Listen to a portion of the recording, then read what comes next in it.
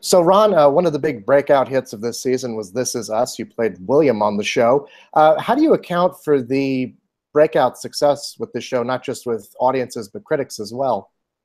I don't know. I couldn't really tell you, Zach. It's a baffling thing, man. It's one of those things that I think when everything comes together, the writing, the acting, the cinematography, the everyone involved just kind of came together. It was very surprising to everyone. We knew that it was something special when we read the script, but we didn't know that it was going to be such a big hit. But you could feel that it was something special when you first read the pilot. So I'm not sure. I guess it's just one of those things that hits a chord. And I think it has a lot to do with allowing people to feel a lot of feelings that most of us stuff and don't want to feel during the course of our life. And for some reason, this show touched on that. A lot of personal things that have to do with family, you know, and those things are always very deep rooted when it comes to feelings and family and close friendships. So I think that had a lot to do with it. Well, I think the show also surprises people, particularly in the way that the characters are portrayed and who the characters turn out to be. Your character in particular, William, talk a bit about who he is. Well, wow. Well, he's a man who's flawed, who's trying to redeem himself once he realizes that his son comes back to find him and he has an opportunity to redeem himself. He's a flawed man, but a very intelligent, artistic, loving man who made some mistakes in his past life and is now giving an opportunity on his dying days to make amends to his son for abandoning him when he was a baby. And he's a very layered character, and that was the beauty of it, is like finding all those beautiful moments about him and what he was really about. And it gave me an opportunity as an actor to pull back those layers. So as the episodes were going along and as I followed him, I realized that so much of the man is inside me and my history and the people and men that I know over the years, that from my father to my uncles to mentors and people. So William is a culmination of all those men that I grew up with. Well, certainly when we first meet him, I think we as an audience come at him with a lot of preconceived notions. You know, the fact that he did abandon his son, the fact that he was a drug addict, where he's living. So, I mean, can you talk about when you first read the script? I mean, what were your initial reactions to this guy? Well, I had that same kind of feeling when I first read. You know, it seemed very kind of cliche-ish at first. You know, African-American man, drug addict, you know, on the skids, you know, having not provided well in his life. But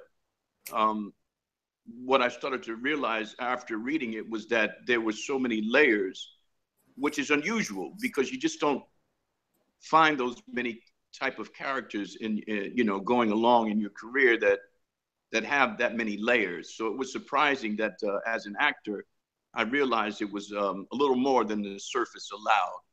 And being able to go inside and go deeper, I started to learn more about him as the episodes went on.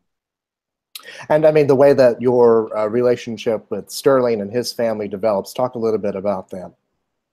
Well, that was the beauty of it. You know, that's where the story kind of really starts to take place. There's so much of William's life that we don't know, and you start to find out some of his history, but you also start to find out his relationship with his son. And that's what develops during the course of the season and how he starts to bond with his family. And you start to realize this man is a lot more than the surface or that you thought you might knew. And so that's the continuing part about William that's so beautiful that's going to happen in season 2. We'll be able to go back in flashbacks and fill in some of those questions that not only myself, but the audience has in regards to William. But that's how the relationship starts in the beginning of the season when Randall comes and finds William. And then from that point on, the journey begins of them bonding again. And it gives Randall some chance to catch up and figure out a big part of who he is also. I was going to ask if you would be returning for season 2 in some capacity, because I know I was really sad to see you go, as a lot of people were.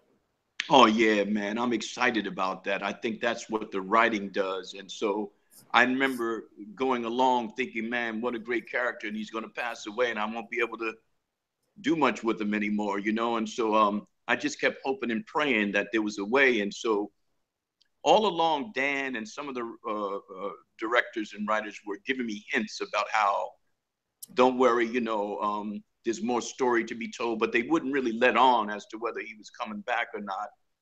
And I just recently got a call from Dan telling me that, you know, it's going to be bringing William back for season 2 and going to tell some more of his story. So I was very excited about that.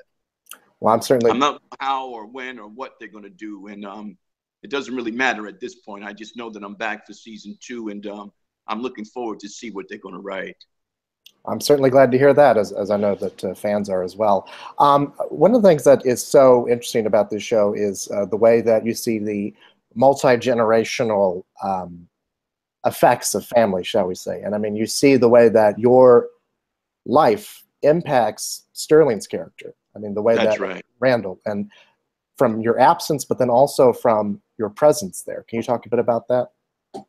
Well, I think it's going to affect Randall in season 2, and we're looking forward to seeing how that's going to develop also, you know. But it was a joy working with Sterling, and together we started to develop that relationship. It was kind of symbiotic, you know. We both worked very similarly and knew each other from New York and was aware of each other's works. We had met one another in New York briefly. We did a workshop of a Terrell McCraney play. And so I had met Sterling, and I knew of his work. He was doing a play called Father Comes Home from the Wars, a Susan Lloyd Parks play, and was getting a lot of recognition. So I knew the level of actor that he was. So that was wonderful, being able to kind of bond with him. And we kind of informed each other about where we were at and where we were going. So Sterling was a big part of that, to informing William and vice versa as to where the characters were going to go and how they were bonding. Mm-hmm.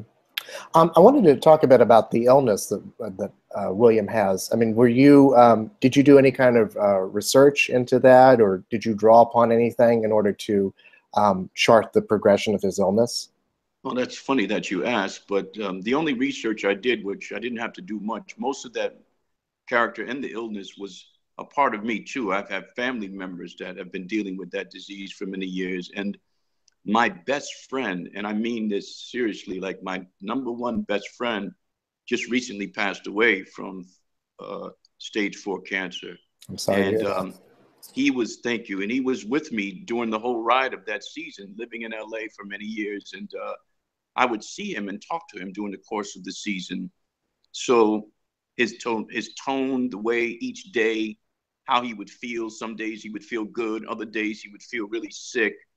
You know, the vomiting, all the stuff, that symptoms that were going on with him was actually in my life as we were filming William. So I didn't really have to research that part of it. It was a part of me because my best friend is a part of me. So I didn't really have to do much other than what I had always been doing for all those years, which would sit down and talk with him or have breakfast or meet him for lunch, or he would come by and we'd watch a basketball game together. So that was the extent of that. Everything else was already there. And it all culminates really beautifully in that episode, Memphis, which I think for most people is probably their favorite episode of the season. Could you talk a bit about— Yeah, mine too. Yeah. That was an incredible episode. It was masterfully filmed by the cinematographers and the directors, John, Glenn Vaccaro. So kudos to those cats, man, for bringing us down to Memphis. And I felt honored that they, you know, relegated a whole episode to the character of William and his passing away. So it was just beautiful. It was a great experience to be down in Memphis and connecting with the history and the music, which I've been a jazz aficionado and most of my life. It's the music that I love. I collect albums. So I remember reading different albums from Stax records that were recorded there that I listened to when I was growing up, being on Beale Street, the history of the civil rights movement there. So it rang very personal for me to be there and be a part of that. And I mean, that last moment between you and Sterling, which I tear up just thinking about. But, you know, can you talk a bit about that? I'm not sure what to say about it. You know, it was a very difficult and excruciating because it became so real for us. Not to mention the fact that, like I said, I had a best friend who was going through that part of it. And just not long after we filmed that episode, just like I said, a week or two ago, my best friend passed away. So there was just a lot of stuff that was already there. And we didn't really have to do much. We didn't have to talk a lot. At that point, our relationship had become so connected that there wasn't much to talk about. The technique was there. We knew how each other worked, and we just let it happen. And it really just happened like that. I think the great part is that the directors were able to capture it. I think for anyone who's been there for a loved one in those last moments, speaking from experience, I think it rings true for a lot of people. Yeah, well, me too. You know, it's the same thing. You know, so many, that's the beauty of that episode. That so many of us have been touched by this wicked and awful disease, whether it be personal or even 6 degrees of separation. So those feelings aren't far. I mean, they're far because we pushed them down inside. So that was more about what it was. It was more about going inside and pushing down and reaching deep into those feelings that I have been pushing away for many years. And still today, part of me is in denial that my friend is gone, you know, and that's what that is about. You know, it's like sometimes acting is about going deep and trying to pull those feelings out that you just been burying for most of your life, you know. Mm-hmm. The show is filled with so many great actors, and I mean the relationships between you guys. The bond it feels very real, not just between you and Sterling, but I mean everyone in the cast. Can you talk a bit about how you guys work together as an ensemble and what the writers and directors give you that help you take it to the next level?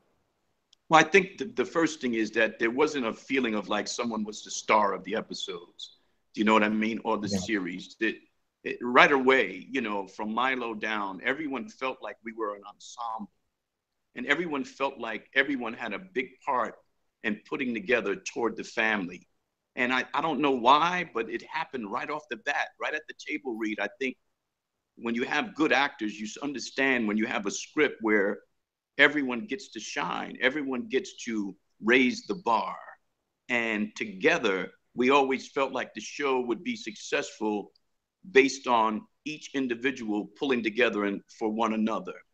So we have moments where Milo comes on the set to take pictures and hang out, even when he's not working, you know, or Dan would have us all come together just to watch some of an episode or scenes that we had just filmed. And we'd sit around and talk about it and bond. And the moments at the trailer when we would hang out with one another. So that happened right from the beginning. And I think a big part of that was that none of us felt like there was the star of the show. You know, all of us felt like we were a part of being a star of the show, an ensemble. So we all just pitched in and kept raising the bar in each of the scenes. And the show really proves that, you know, families come in all different kinds. I mean, that's right. So that's right. And that's how we did. We created that family feeling so that each time we went on, all of us were always rooting for one another and complimenting one another and pushing one another. And that happened right off the bat. So when we're together, we really do feel connected, you know? And even if I didn't have any scenes with Milo, the fact that we got a chance to be on screen for that one little moment in that dream sequence of Randall's, it was, you know, it was like a scene to tear up about, you know, because it was actually Milo and William, or, you know, Jack and William sitting on the couch together having a laugh. And so that was another moment of bonding, even though Milo and I don't have scenes together, you know. Absolutely. I wanted to ask you, while I have you, a couple of things about you're on the Emmy ballot. In addition to this, so you're on the Emmy ballot as well for 2 guest spots that you did, one for Mr. Robot and one for The Get Down. I wonder if you could talk a bit about those roles. I mean, Mr. Robot was something you're returning in season 2 for a spot, and then Get Down was a new show for you. Can you talk a bit about those? Well, the Mr. Robot, I only came back for that one scene to where it gets killed, you know, and in season 2. And that was a precursor to This Is Us. And I thought at the time that I had a great character and a great role, and I was hoping that he didn't get killed off. You know, I knew that during the course of the season, someone in the F Society was going to have to pay for what they had done in that series. And so I was hoping it wasn't going to be me, and then it ended up being me. And I was pretty devastated because I thought I had a good job. I thought I might be coming back for a long time and be a part of that, but it didn't happen, and I was pretty devastated. And then come to find out there was a rhyme to the reason, you know, or a reason to the rhyme. I booked This Is Us. And had I gone for season 2 and Mr. Robot, I wouldn't have been able to do This Is Us. So that worked out spiritually, you know, perfectly, you know, but it was also another character that I knew was terminal. So I didn't know, I just kept thinking, well, maybe they'll find a cure for him. You know what I mean? But that was the extent of Mr. Robot. It was my first recurring role that gave me more national attention, you know, where a character I could play through as a through line. And The Get Down, one of the head writers, showrunners, is Stephen Adly Girgis, who was my roommate. I did 3 of his plays in New York and several in London also, and we were very close. And so he would keep me informed about this series he was writing for. And he was like, there's a character coming up that I think you'd be perfect for. So I read for Baz Luhrmann, and that's how I got that gig. So a lot of that stuff, Stephen and I, he's like my brother, you know, he's one of my best friends, and like a brother, we lived together for many years. I rented a room out of his apartment on the Upper West Side. And so I've done many of his plays, the recent one Between Riverside and Crazy at Second Stage. So I knew Stephen very well, and I know he was writing this great series. And so that's how I got involved with Baz. He would come up to the apartment to have readings of stuff that he was working on. And I eventually got that role. So that's the history and the story of The Get Down. Well, Ron, thank you so much, and congratulations on This Is Us. I'm really glad to hear you coming back. Thank you so very much, brother. Hopefully we get a chance to see each other soon, and I really appreciate everything else. And the last thing I want to say is that all of it's about the work, Zach. You know, the kudos, the Emmy nods, you know, and it feels good to be recognized finally for the work. And but I'm very cognizant and understanding that all of the blessings come by through all the years of the work that I've been doing. So it would be a testament to that and the many actors that toil and stay focused, and eventually good things happen. So, you know, in or out, win or no, I feel very successful, and I feel like I've already won. So it's a beautiful thing. So, and all of these interviews are wonderful, and talking with you is a part of that. You know, it's a part of the success of all of it. So thank you so very much for connecting, man. You're welcome. Thank you very much for taking the time to do this. I appreciate it. Right on, brother. We'll talk soon. We'll talk soon. Congratulations again. Thanks again. Bye.